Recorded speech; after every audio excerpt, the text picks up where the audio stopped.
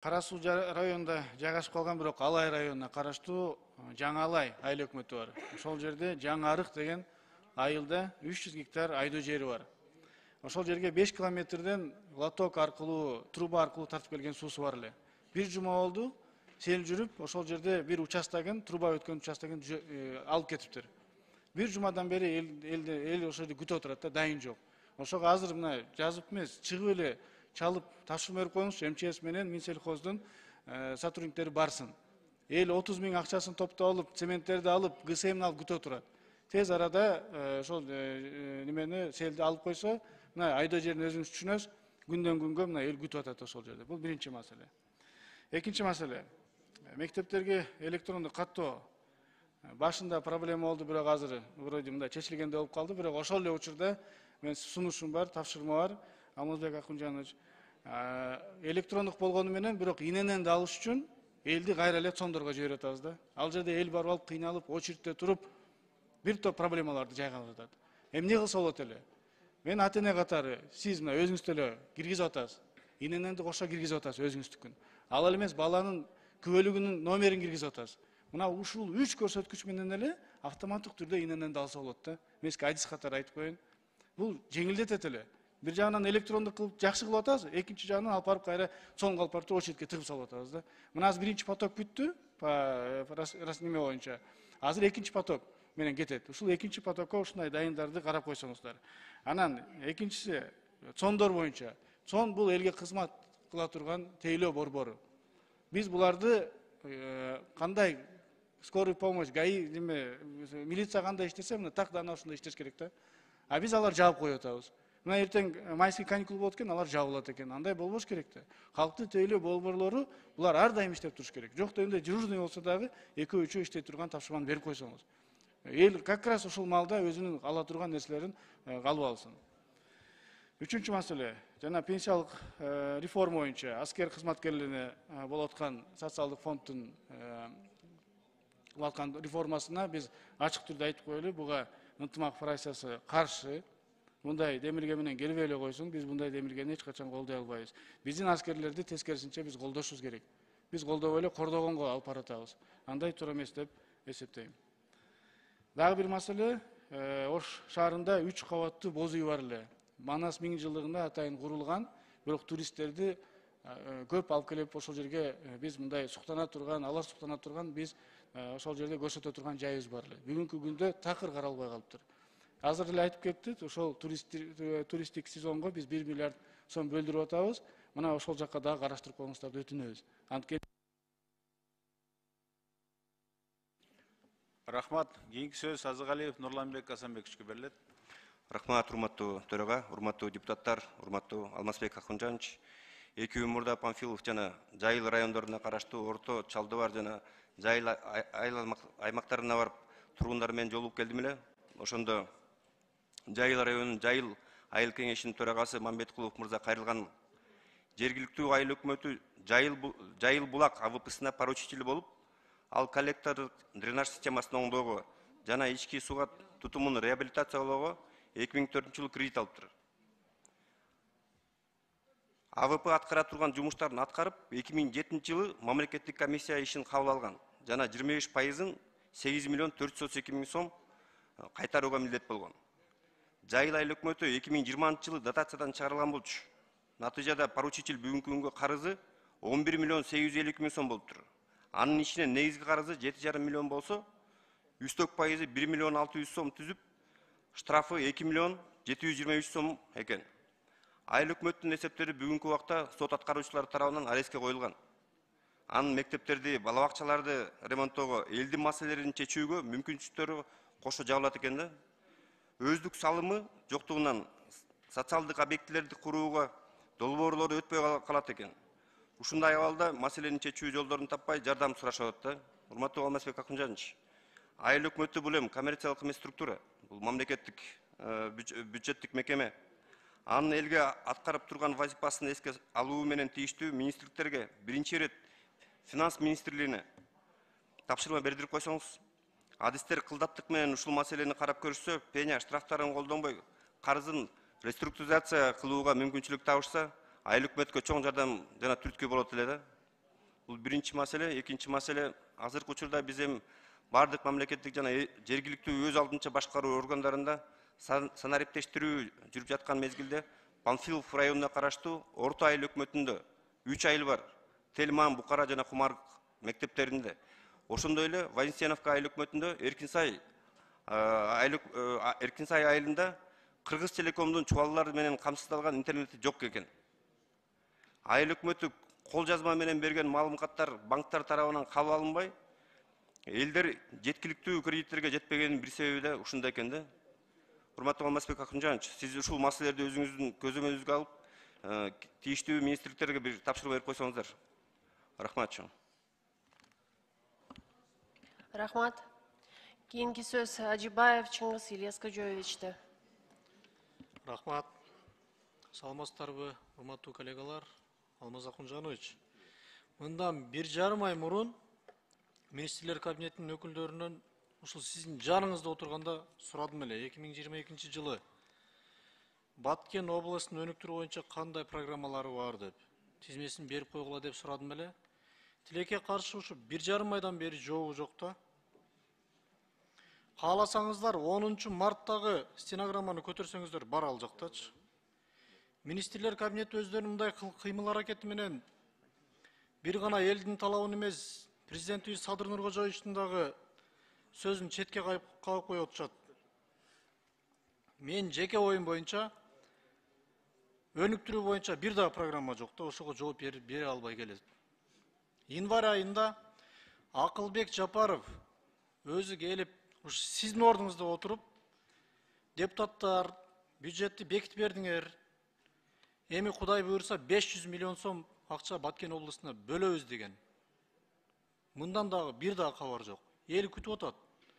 Бул жерде депутаттар өзүнүн үйүнө, өзүнүн жеке ишини кылдырайын деген жери жок. Элдин талабын айтып атабыз. Бир гана ошол. Мына 12 апрель күнү Баткен областынын Лелек районунун чек арасында чыр-чатак чыкты.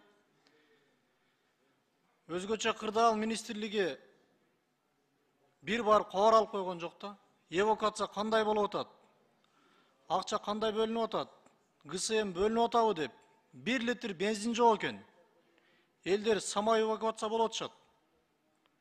Ошол боюнча бир көзөмөлгө алып койсоңуздар. 3-чү маселе. Минфинде мага жооп келиптир. Авариялык абалдагы мектептерге каражат бөлүнөт быйылкы жылы деп. Лейлек районунда Булак Башы айылында жана бир канча айылдарда авариялык мектептер бар. Ошол боюнча акчаларды бөлүп капиталование киргизип берсе.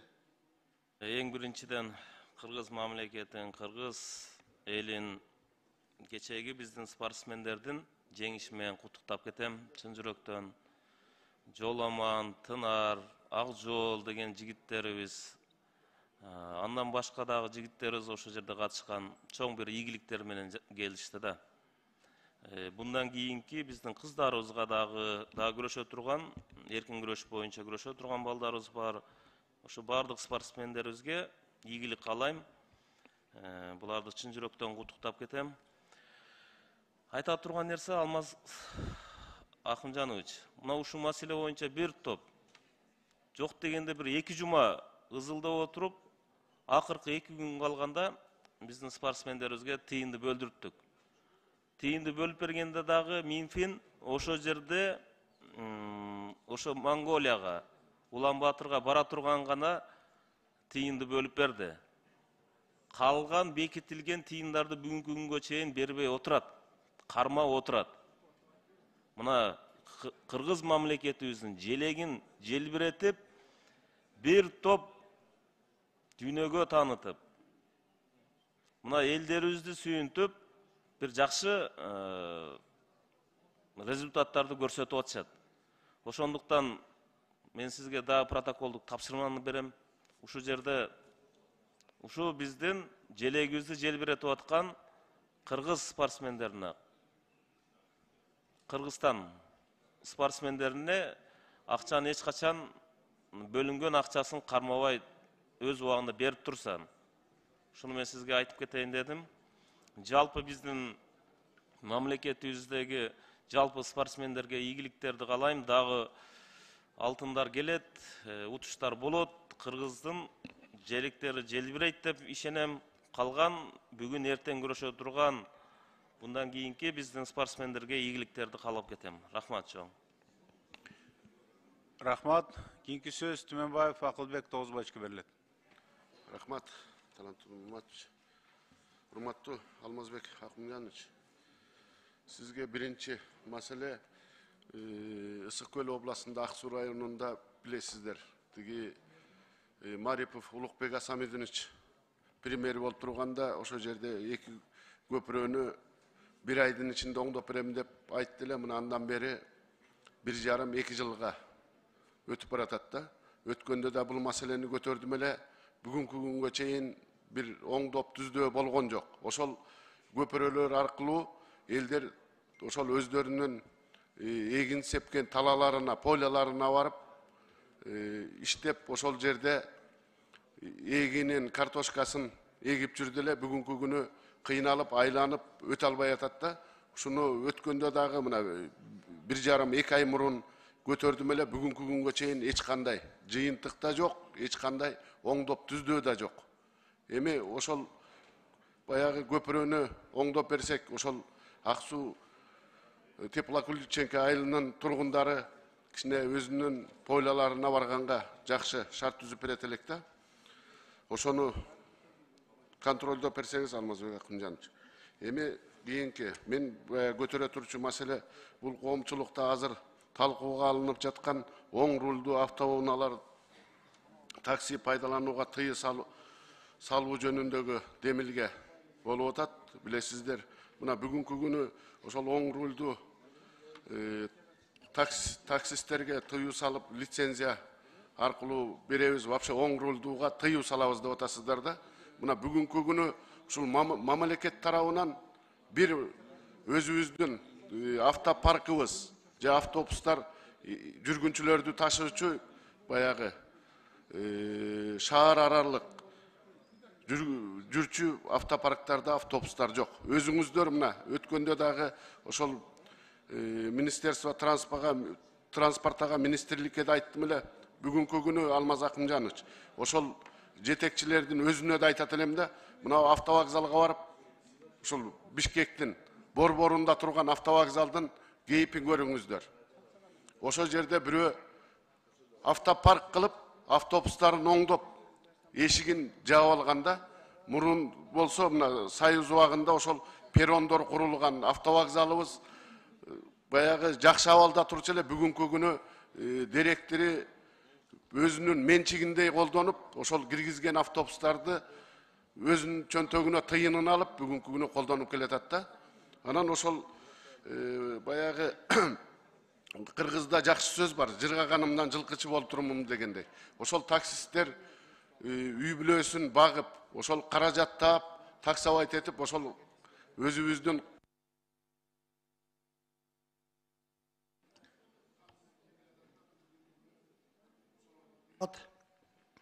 Бакай Ата районуна караштуу Өзгөрүш айылында кооптуу сел түшүүчү жай бар. Жыл сайын болуп туруучу суу ташкындары жашоочуларыбыздын турак үйлөрүнө, айдоо аянттарына, жолдоруна, көпүрөлөрүнө зыян алып келүүдө. 2008, 2010, 2014, 2015 жылдарында болуп өткөн суу ташкындары айыл тургундарынан жалпы эле аймактын социалдык жана экономикалык абалына терс таасирин тийгизген. Bir neçe жол кырсыктардан кийин 2017 жылы Талас дарыясын нугун буруп, тоо этегине конуштуу айыл менен байланыштырган автожол каттамын кайрадан ордуна келтирүү үчүн өзгөчө кырдаалар министрлиги тарабынан 400 метр дамба жасалып, айыл өкмөттүн эсебинен контейнерден көпүрө курулган. Азыркы учурда Талас дарыясындагы суунун көбөйгөндүгүнө байланыштуу ошол көпүрөнүн эки капталын суу кемирип, техникалар өтүүгө мүмкүн болбой кооптуу абалда турат. Жана дамбанын этек жагын суу жууп жатат. Бакеев көчөсүндөгү 155 турак үйлөрүнө кооптулукту жаратууда. Тез аранын ичинде дамбаны бекемдеп, көпүрөнү кеңейтүү керек. Ушул боюнча тиешелүү мекеме жетекчилерине, тиешелүү министрликке тапшырма берип койсоңуз. Дагы бир маселеге токтоло кетейин. Өзүңүздөргө маалым болгондой, өлкөбүздөгү түндүк түштүк альтернативдүү жолдорубуз курулуп жатканына бир топ жыл болуп калды. Азыркы учурда Жумаа районунда иш жүрүп жатат. Ошол жол участкаларынын биринде тагыраагы Байзак айылынын кере беришиндеги жолдо экодук бар эле. Ошол экодукту жок кылып, жол курулуштарын жүргүзүп жатышыптыр. Байзак айылынын тургундары күнүгө малдарын жайытка айдап чыгышат экен. Экодук жок трассадан малдарын айдап, жолду кесип өтүү өтө кооптуу, жана ыңгайсыз болуп жатканын билдиришти. Негизи бардык эле жолдордо коопсуздук эрежелери сакталып, жана ушундай участкалар эске алынышы керек. Ушул боюнча тийиштүү мекеме жетекчилерине, тийиштүү министрликтерге тапшырма берип койсоңуз, урматтуу Алмазбек Акунжанович.